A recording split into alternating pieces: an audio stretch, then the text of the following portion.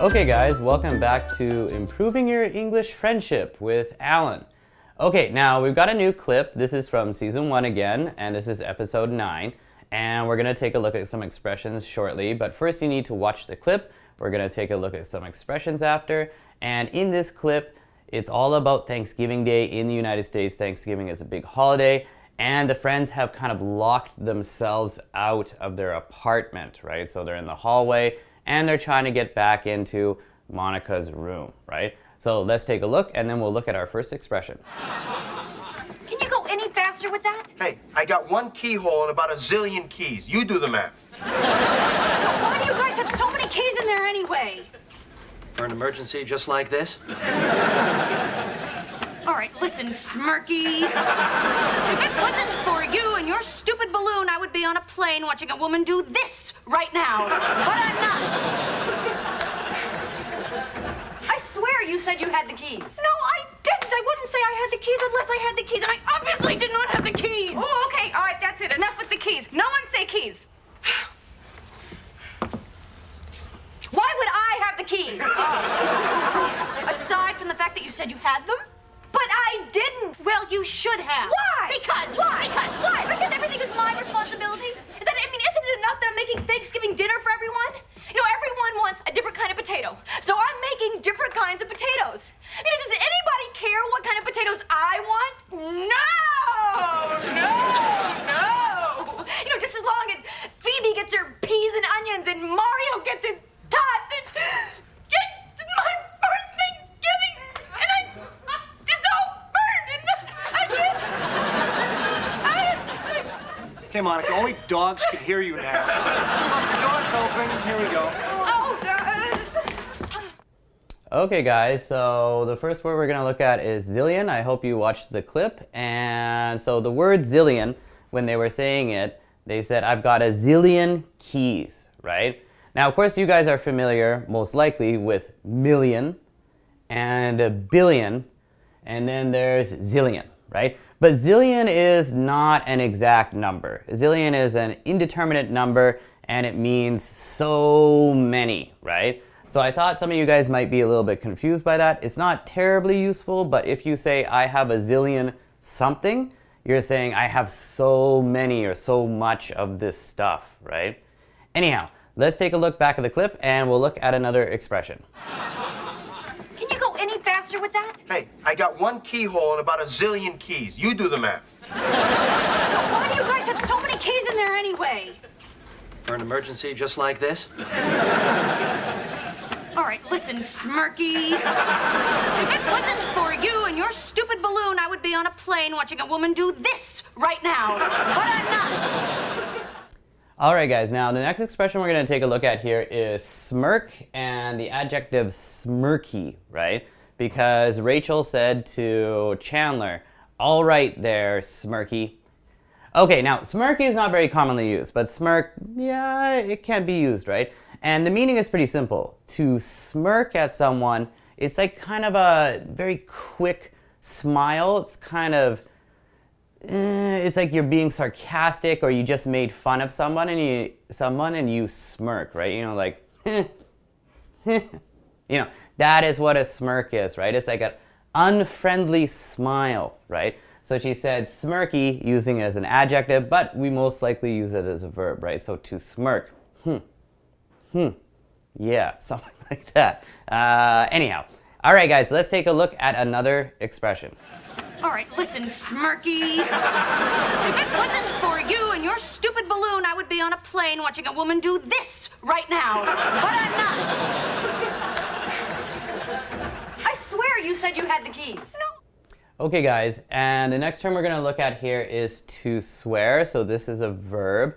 And Monica said, I swear you said you had the keys, right? Now, swear has two meanings, right?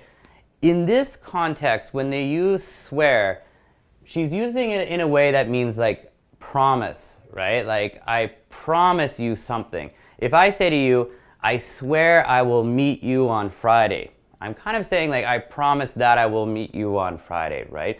So when Monica said to Rachel, I swear you said you had the keys, she's like, I'm 100% sure I like promise that you said you did this, right?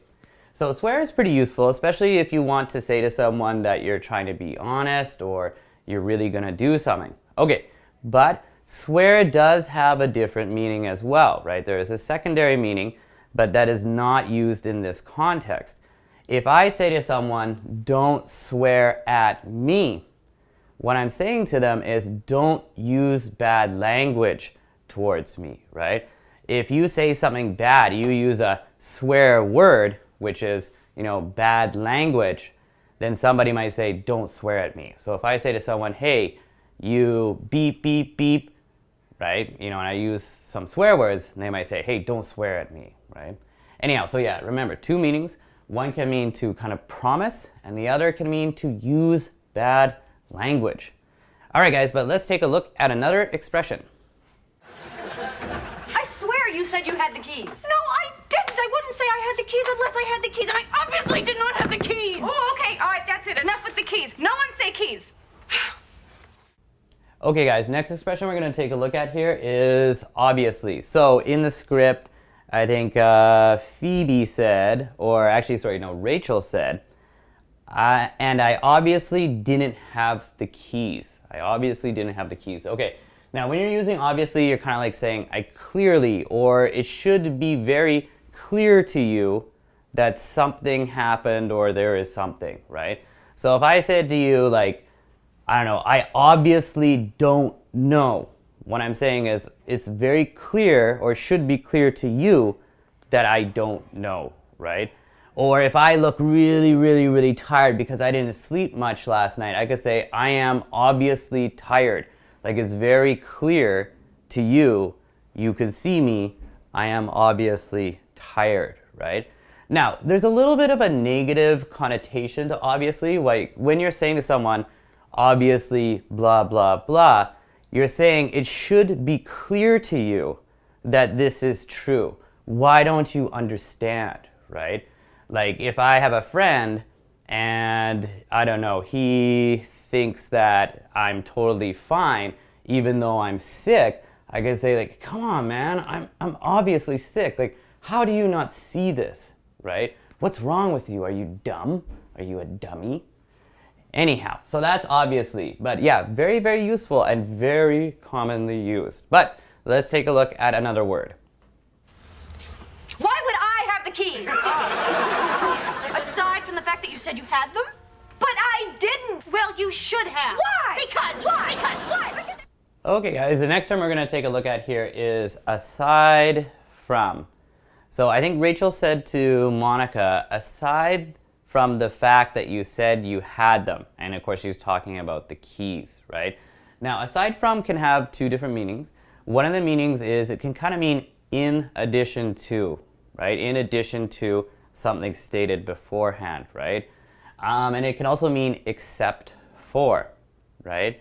Now, maybe let's say I want to recommend a movie to one of my friends. I say like, hey, you should really watch Gladiator. That's a great movie. You should watch Gladiator.